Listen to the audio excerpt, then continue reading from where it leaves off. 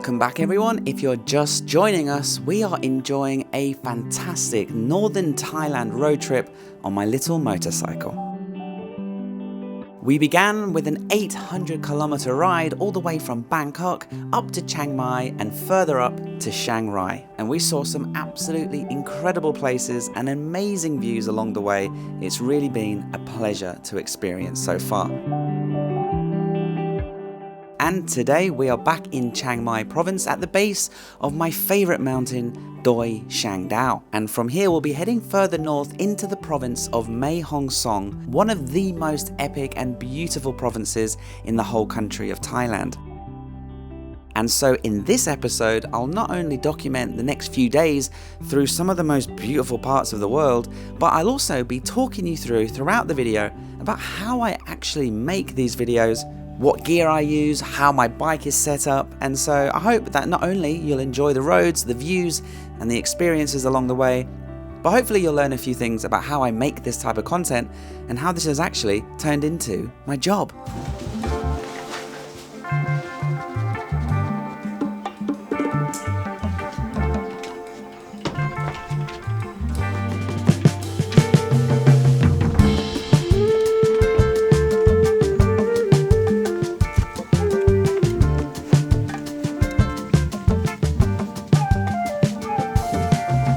This is probably a really quiet, peaceful spot just to show you my setup in terms of everything that I'm carrying with me and how I'm road tripping in Northern Thailand, because I'm quite experienced at this now and I think I've finally got everything down. So obviously you know Zelda, hopefully by now. This is my Honda CT125 that I bought a few years ago now, and I have modified quite a bit really with you know, mainly aesthetic things like the fuel tank cover and, you know, the fuel tank. There's a few little bits and bobs in there that are pretty much just for aesthetics, like this is the newest edition.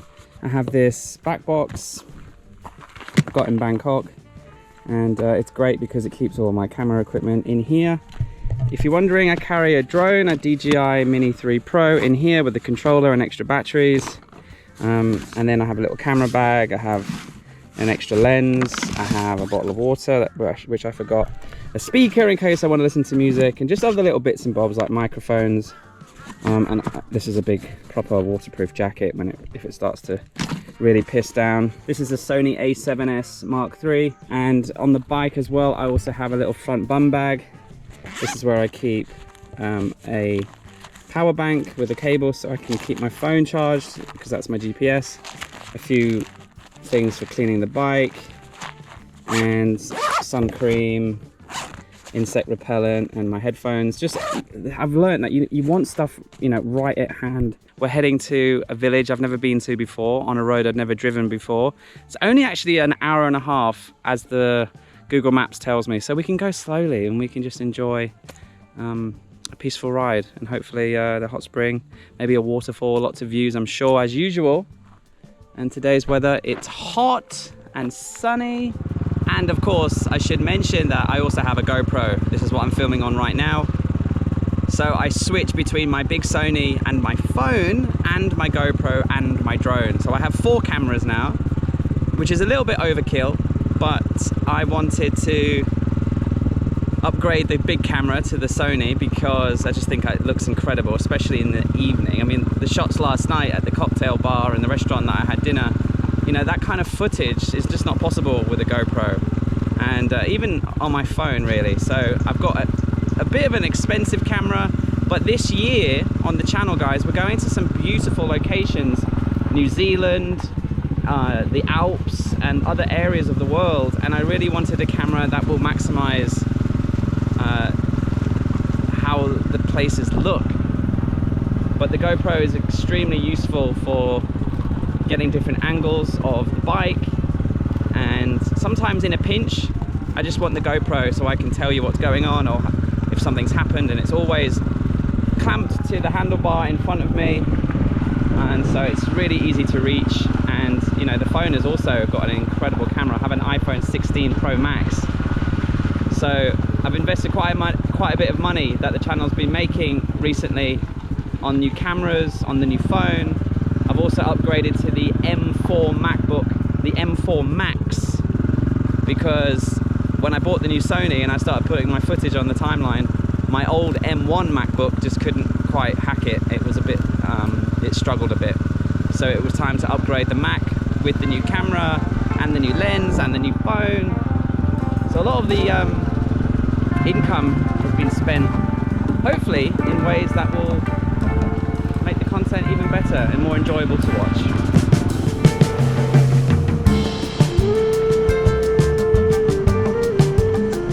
As you can see, it was another beautiful morning here in Northern Thailand, and as I mentioned, we didn't really have that far to go today, so I was just going to take it really nice and easy, and if I saw anything beautiful or interesting, I would of course pull over and explore, and that's exactly what happened about 10 minutes later.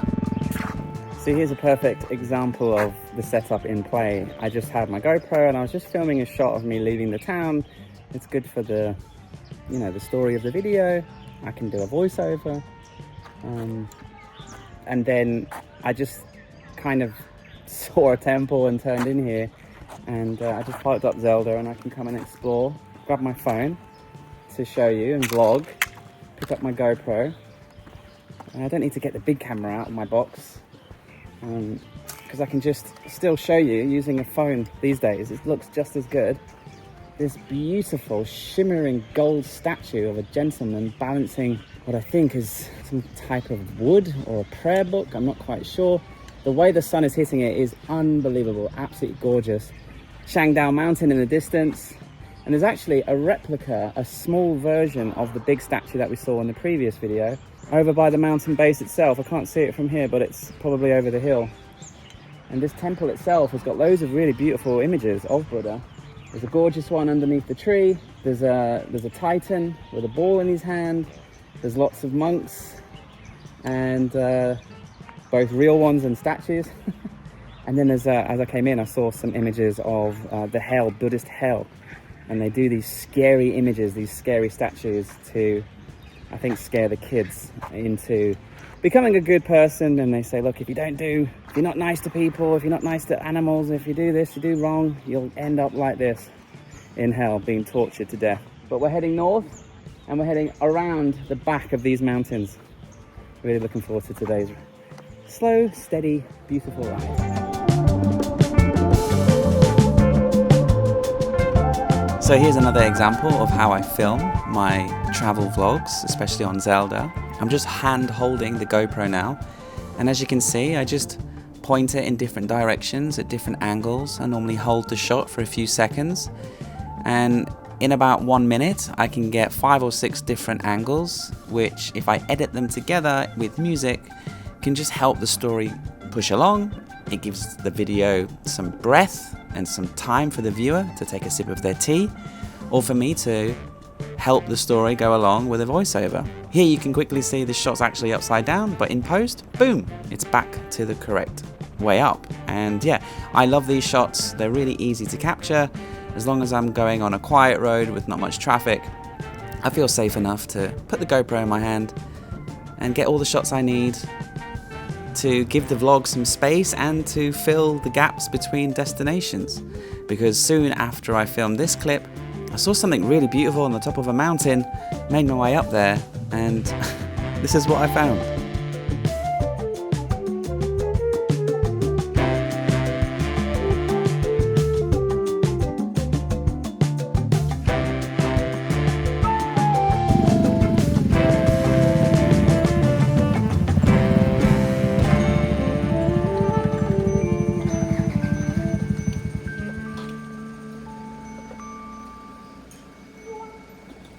As you can imagine, I've seen my fair few of temples, and I don't normally stop at temples unless they're extremely interesting and beautiful, and this is no exception. Oh my god. So this is like a Burmese style. I can say that because I've been to Burma and I remember going to one that looked just like this, and it also had a golden rock just about to fall off a cliff. So it has some significance.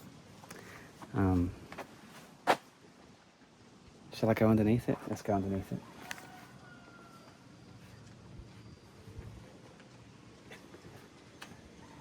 As I was driving on the road, I could see this big golden rock on the edge of the cliff, and I could see there was a temple here. I'm glad I came up here. It was only a 5-minute detour. Truly stunning. Normally, when I find beautiful temples like this, or anywhere of interest that I might not necessarily truly understand at the time, I tend to just remain quiet and get lots of shots of me walking around, exploring. And later, normally when I'm editing like I am now, I can actually Google search some of the things that I was thinking at the time and then overlay the information in a voiceover, and it makes me sound really intelligent and that I know what I'm talking about. So here goes. These iconic golden rocks are often seen in Burmese temples and are inspired by the Golden Rock Temple itself in Myanmar. According to legend, the rock is held in place by a single hair of the Buddha, symbolizing the delicate balance between faith and nature. It could also represent the idea that faith can hold even the most impossible things steady. And with all this gold and beautiful greenery around me, it was a beautiful spot, and I felt very inspired to continue my journey.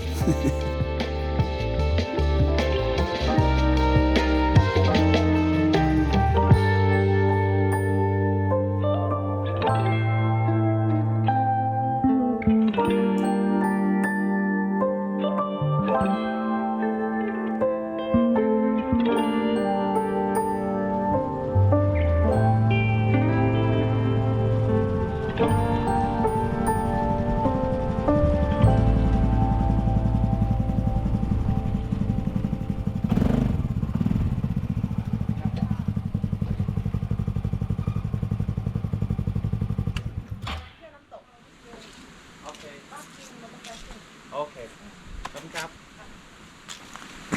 120, and it includes the hot springs. Not bad. If you've been watching this channel since the beginning, you'll know that I visited every single province in Thailand, all 77 of them. But one of the other little unofficial challenges that I have is to visit every single national park in Thailand. Now, I don't know actually how many there are, but I've put it here in post. And I'll actually sit down with a cup of coffee and see how many I've been to, and I'll put it here in post. So maybe one day I can say I've been to every single national park in Thailand. Some of the national parks are tiny as well, so you can drive through them or past them without even knowing sometimes. But this one's called Padang National Park. It's got a beautiful waterfall apparently, and we can go to the hot springs, all for 120 baht.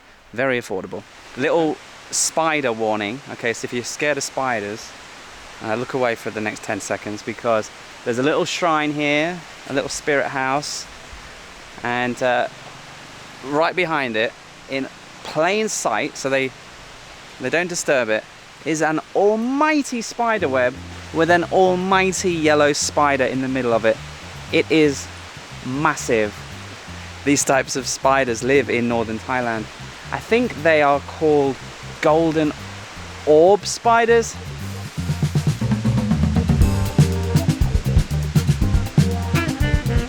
Yeah, what this national park lacks in size compared to other national parks I've visited, it certainly makes up for in beauty. And of course the highlight is the beautiful waterfall.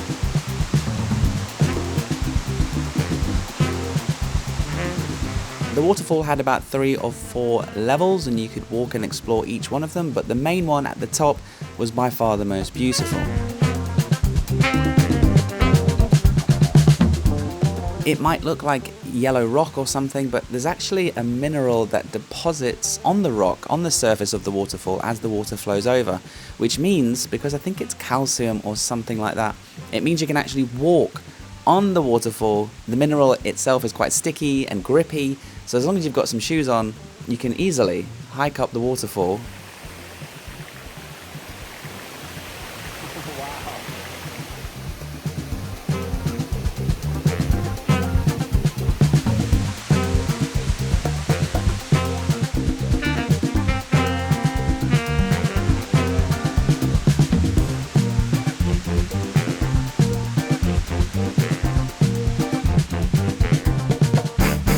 This national park is so lovely. I mean, it's very small.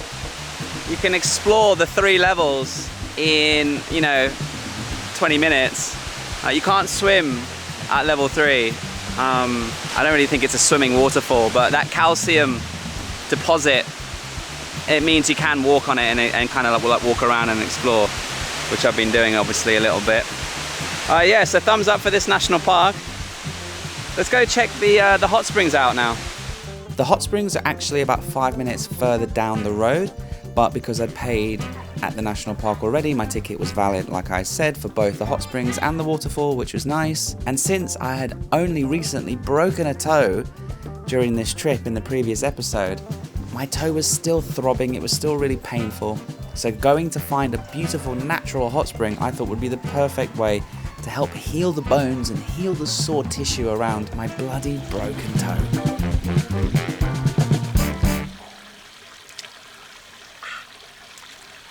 So this is the natural hot spring. This is where the water's actually bubbling up through the crust of the earth. And you can smell it. It is rotten. That sulfur, that rotten egg smell.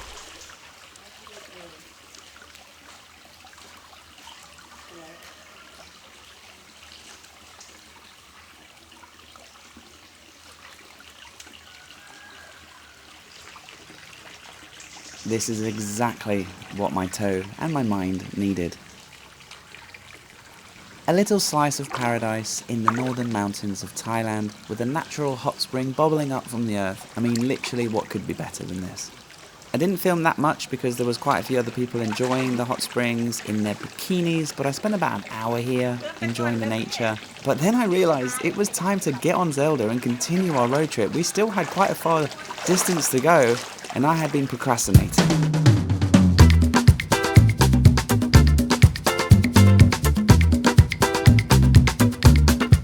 And luckily, with the DJI Mini 3 Pro drone and the mountains of northern Thailand, all you really need is to pull over every 10 minutes or so. It's nothing but green mountains, beautiful views, amazing roads, and good old travel content.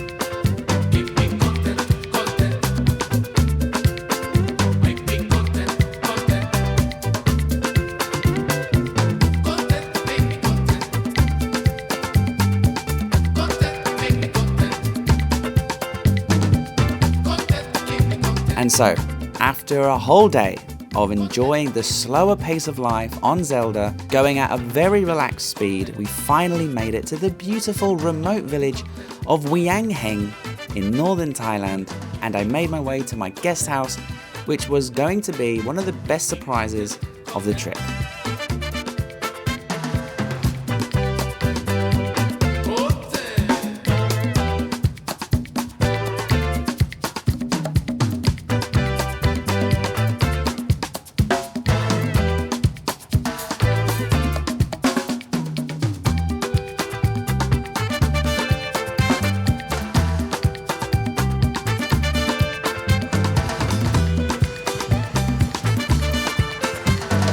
Long day actually. It's 5 o'clock and it was only supposed to take an hour and a half according to Google, but obviously we stopped many times and had that long relaxing hot tub session. But yeah, we've arrived in this little town, this little village in the hills. What a drive getting up here, up and over those mountains, incredible. And I've just arrived at my little guest house, and you know when you arrive somewhere and you instantly know you're going to love it. Again, I wish I'd booked 2 nights here, but we're kind of going fast paced on this trip. For a while anyway. This is a little guest house called Mont Lan, I think it's called. Anyway, just met the guy and like his army of really friendly, beautiful dogs, and dumped my bag in the room. The bed looks really comfortable, really cozy. They do food. The garden, look at this. This is the garden. It's gorgeous. He's just tending to his flowers. He's got a little pond with fish in it, and they've got a great view of the mountains that I'll be driving over tomorrow. So let's go get some dinner. Let's wrap up the day's drive and unwind.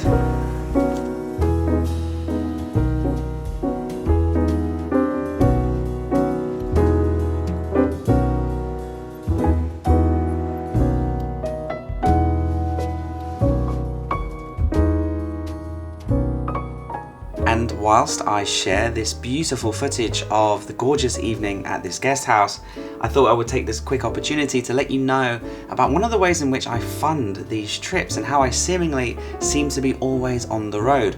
Well, the answer is I have multiple income streams thanks to YouTube, one of which, obviously the main one, is YouTube paying me for every time I get a view. But another way that I guarantee income is by working with brands and selling ad space within my content, just like the sponsor of this week's video, NordVPN. Let's face it, when you're traveling, staying safe online is just as important as staying safe on the road. Whether I'm going to connect to public Wi-Fi, whether at a guest house in Thailand or at a random hostel or a cafe, NordVPN keeps my personal data secure. No one wants to deal with hackers and people getting into your travel funds, your bank accounts, or to your Gmail, whatever it might be, whilst you're on the road. And when I'm winding down after a long day on the bike, I want to be able to just continue watching my favorite show on Netflix, which when I'm on the road internationally, I know I can't rely on.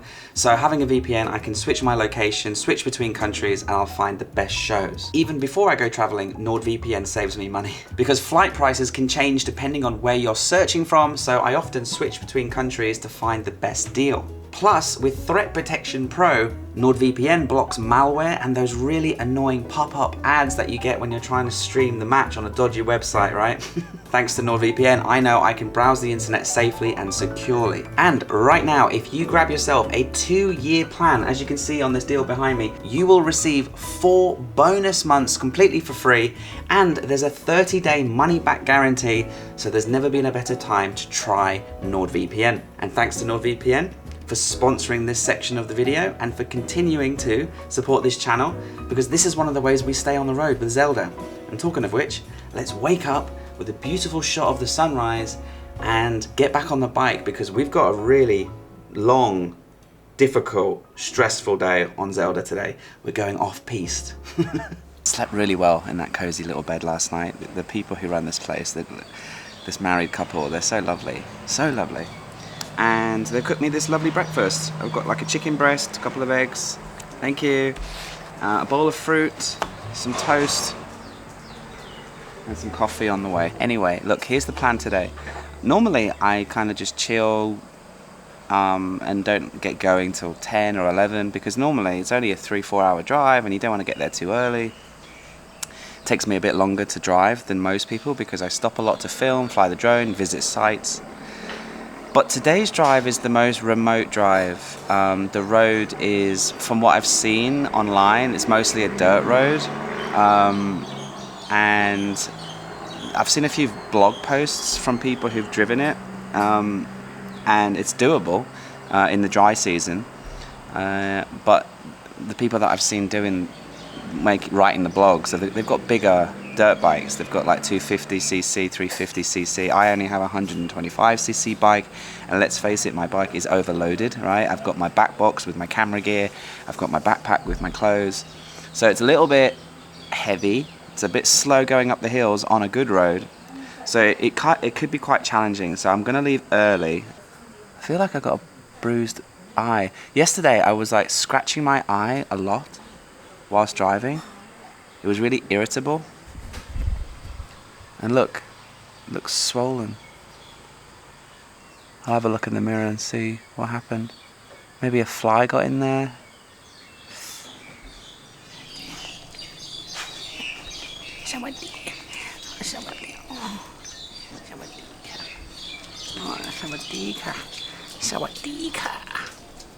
Okay, the road to the next town has a few stages, I would imagine. The first stage being leaving this place, fueling up to the top to make sure we don't get into mischief, because we're going pretty remote. You know what I just realised? I'm not wearing my bloody helmet. Oh, and my passport. Just 2 things that save my life and keep me on the road.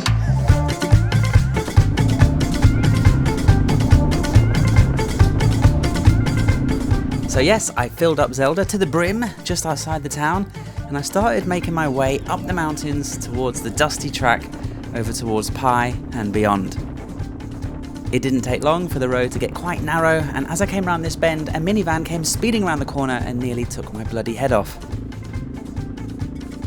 Luckily, I didn't get squashed into a pancake and we continued on, and soon enough the road turned to gravel. I also drove past these keen cyclists. I hope they made it in one piece. I don't know how the hell they did, but good luck to them. Hello. Good luck.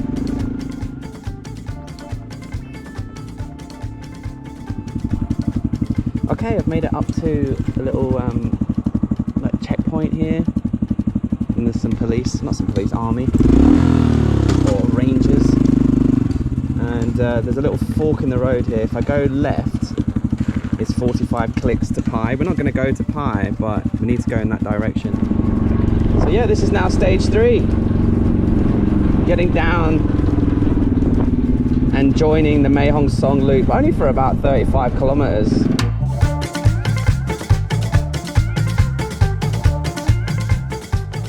This 30-kilometer section down towards Pai was the most tricky part of the entire ride. It was very muddy, very wet, very slippy, hardly any tarmac, and a bit of a building site. Certainly wouldn't advise this, especially in the rainy season or lack of experience. I barely made it.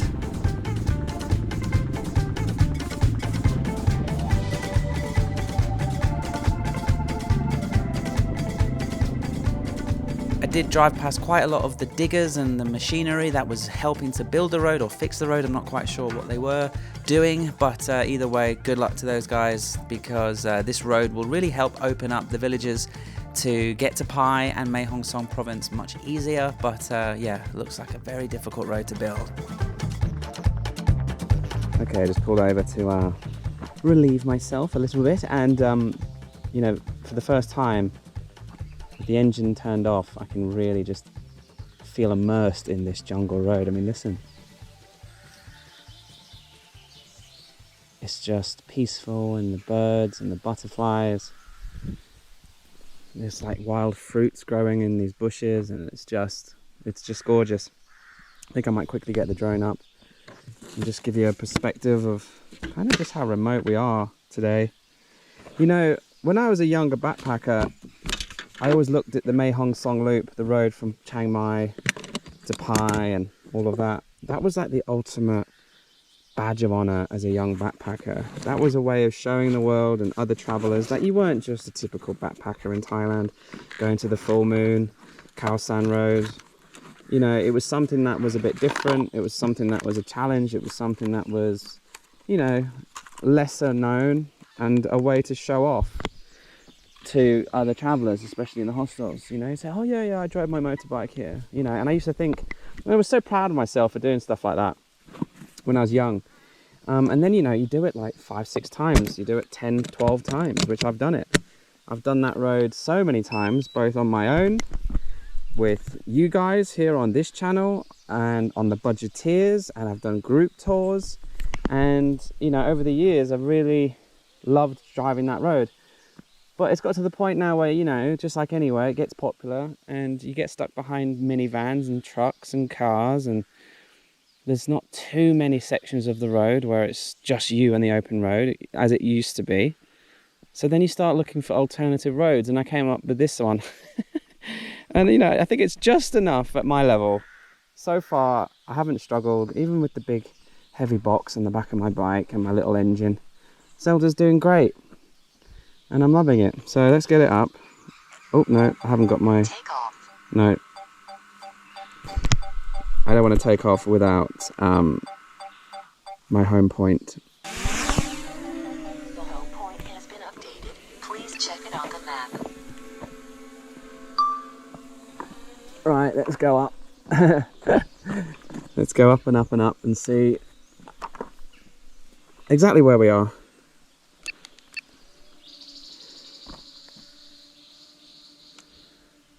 Wow, look at the greens on these trees. It's so beautiful. It's that big lime tree one, right in the middle of frame. Right, let's pan up a little bit and see where we are.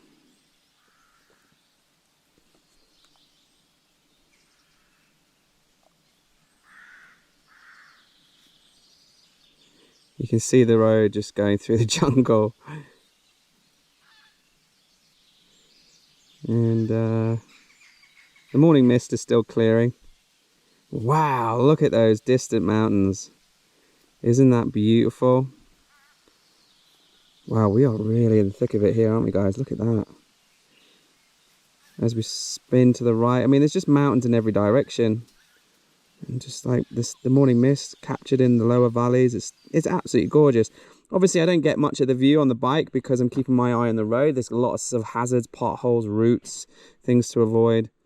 So getting the drone up really gives you that opportunity to see stuff like this. And yeah, I can see the road in center frame now. It just continues into the jungle. So let's just get the drone back and let's just carry on. All right, Zelda, how you doing, babes? I'm going to give you a nice wash tonight when we get to the little village. Don't you worry.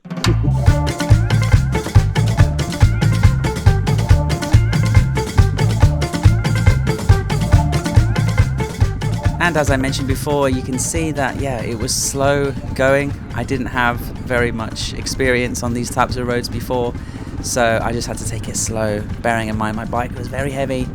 And yeah, this was actually probably the most technical drive I've ever done. And yeah, I've been driving motorcycles in Thailand for years, but never braved these types of roads.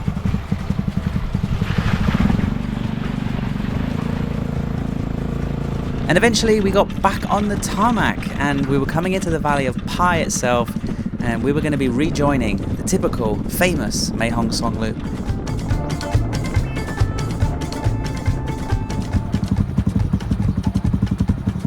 We made it. This road will take us to the main Mae Hong Son loop, and we'll do about an hour on that until we get to our final stage.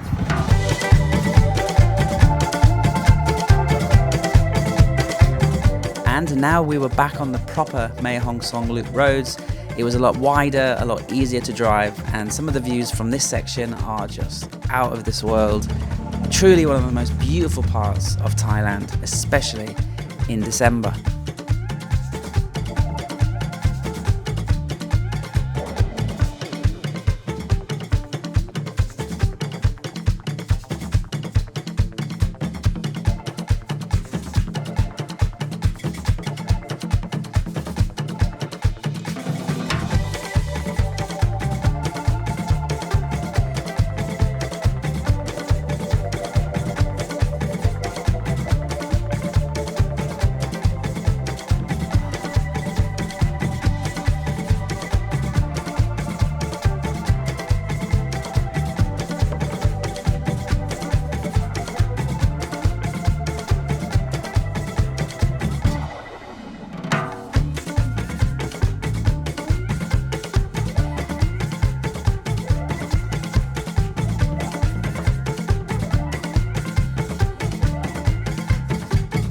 We've made it.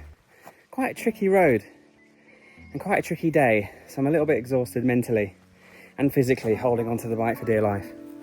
But I've arrived at my homestay called Homestay Nunga, and this lovely lady behind me just checked me in. I made this booking on Facebook, and there's not really a lot going on up here other than a beautiful view, which we'll get to enjoy the afternoon and hopefully a great sunrise.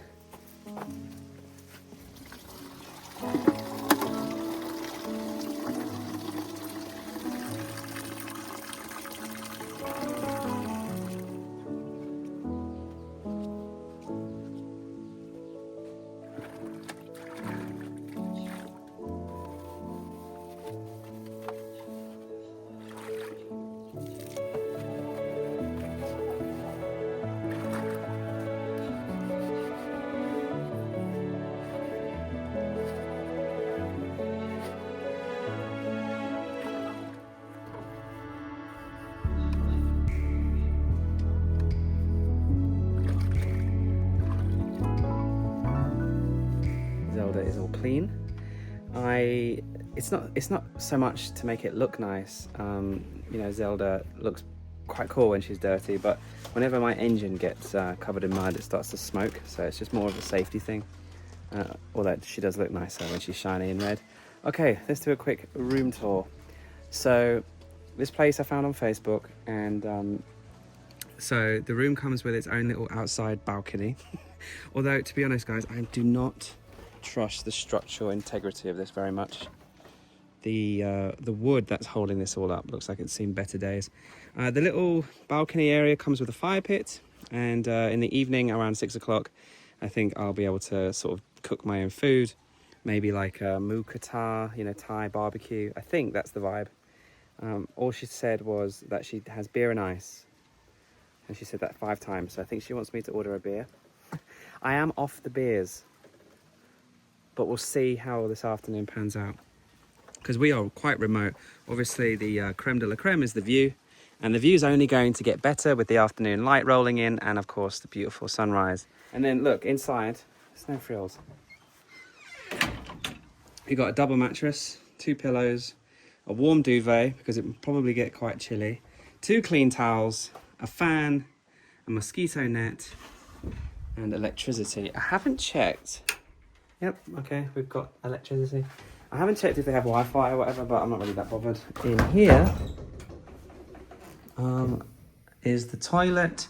So at this point of the filming process, I normally have a few hours to kill, and that's the perfect time to take all the SD cards out of all of the cameras and put them onto my SD drive, my hard drive, I should say, via my MacBook. So it normally takes me, especially with my new Sony camera, it takes me about 2 hours to do all of this.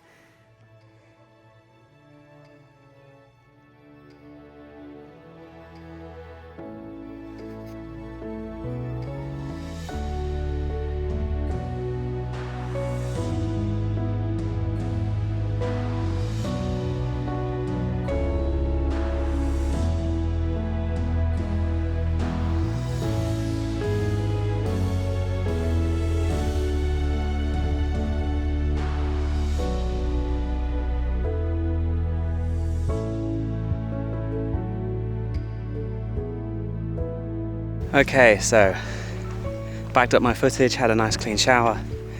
A few other guests have just arrived. They're getting settled into their little wooden cabin. And just up here, there's a little coffee shop. And I think I might just have a little drink and watch the sunset from here.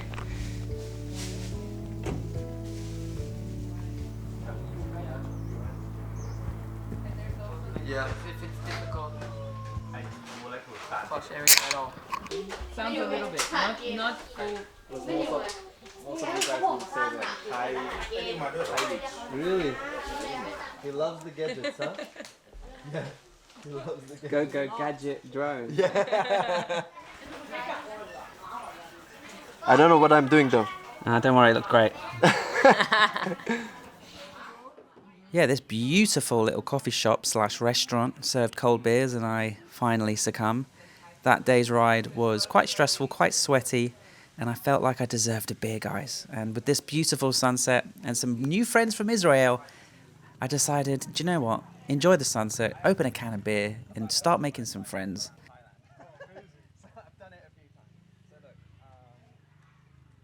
And after the beautiful sunset, I went back to my accommodation. They cooked me some food. I started to make my little fire outside the room. And I just watched the stars, watched the moon, and just, yeah, had a great evening on my own, back at my room, with a couple more cold beers, of course. Whoa. I hope you enjoyed this week's adventure on Zelda. There's still one more adventure from Northern Thailand to come next week. So if you're new, subscribe to the channel. And if you've been here for a while, thank you for watching. Let me know if you've been up to this part of the world. And I'll see you soon.